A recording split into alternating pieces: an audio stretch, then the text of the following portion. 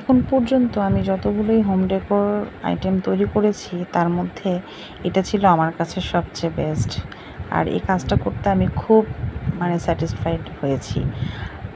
এক কথায় বলতে গেলে মাইন্ড পিস। আসসালামু আলাইকুম এভরিওয়ান, আশা করছি যে যেখান থেকে দেখছেন সকলেই ভালো আছেন। তো আমি চলে আসলাম নতুন একটি ভিডিও নিয়ে। তো এটা ছিল আমার একটা চপিং বোর্ড ডেকোর। তো এটার জন্য আমার যা যা লেগেছে তা ইতিমধ্যে আপনি স্ক্রিনে দেখে নিয়েছেন, তাও আমি বলে দিচ্ছি। এটা করতে আমার লেগেছিল একটা চপিং বোর্ড কাঠের, আর একটা ব্রাশ, রং কালার ব্রাশ, আর জেসোটা হচ্ছে কাইন্ড অফ কালার। এখানে আপনারা ব্লক কালারটা ইউজ করতে পারেন, আর জেসোটা হচ্ছে ডেকো পেপারের জন্য বেস্ট। ডেকো পেপার দিয়ে কিছু তৈরি করতে গেলে আমি আশা করবো আপনারা জেসোটা ইউজ করবেন। আর লেগেছিল ব্লক কালার আর হচ্ছে গ্লু। তো এখানে আমি ফেভিকলটা ইউজ করেছি। এটা পানির সাথে ইউজ করতে হয়, তাহলে স্মুথ হয়। আমি যেহেতু প্রথমে বুঝিনি, তাই আমি পানির সাথে ইউজ না করে সরাসরি দিয়েছিলাম। আপনারা ব্যবহার করলে একটু পানির সাথে মিক্সড করে নেবেন।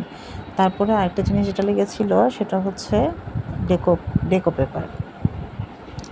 তো যাই হোক, এই সেই ডেকো পেপার। এই ডেকো পেপারগুলো দিয়ে কাজ করতে আসলে খুব ভালো লাগে। এটা একটা ন্যাপকিনের মতো, একেবারেই পাতলা। এটা ডাবল লেয়ার থাকে। নিচের যে অংশটা সেটা ফেলে দিয়ে উপরে যেটা সেটাই ইউজ করতে হয়। তো এটা তারপরে এটা খুব আস্তে আস্তে ইউজ করতে হয়, যেহেতু এটা খুবই পাতলা, ছিঁড়ে যাওয়ার সম্ভাবনা থাকে।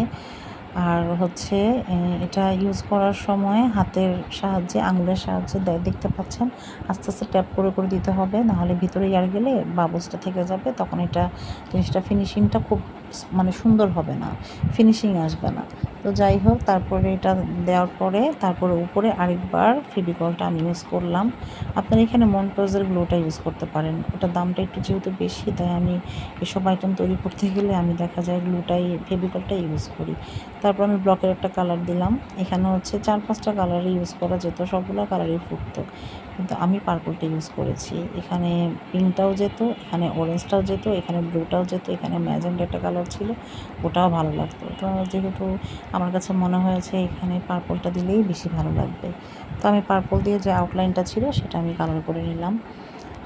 তো যাই হোক, এটা করতে যে আমার সময়ও খুব কম লেগেছিল, আর এই ডেকোরটা আমি আসলে করতে যে আমার কাছে খুবই খুবই ভালো লেগেছে। এই তো হয়ে গেল আমার ডেকো পেপার দিয়ে একটা হোম ডেকোর করা। এটা যেহেতু আমি কিচেনে রাখবো, সেই জন্যে আমি এখানে ফাইনালি পেইন্ট যে বার্নিশ বলে সেটা আমি ইউজ করব। কারণ পেইন্ট বার্নিশটা ইউজ করার ফলে এখানে তেল, মশলা, পানি কোনো কিছু পড়লে দেখা যায় জিনিসটা নষ্ট হবে না, যেহেতু একটা পেপার, নষ্ট হওয়ার সম্ভাবনা থেকেই যায় অনেকটা, তাই আমি এখানে এটা ইউজ করব। তো যাই হোক, এই যে এটা ইউজ করার আগে একটু শেক করে নিতে হয়, তারপরে আমি এটা দিয়ে দিব। তারপরে দেওয়ার পরে আমার ফাইনাল জিনিসটা তৈরি হয়ে গেল। তো এটা করতে আমার কাছে খুবই ভালো লাগছে, আর আমি যখন এটা কিচেনে রেখেছি আসলে দেখতে খুব সুন্দর লাগছিল কিচেনটা। তো যাই হোক, আশা করছি আপনাদের ভালো লেগেছে। জানাবেন কেমন লাগলো কমেন্ট করে। ভালো থাকবেন, আমার জন্য দোয়া করবেন। দেখা হবে নেক্সট কোনো ব্লগে, নেক্সট কোনো ভিডিওতে, নেক্সট টাইম। আল্লাহ হাফেজ।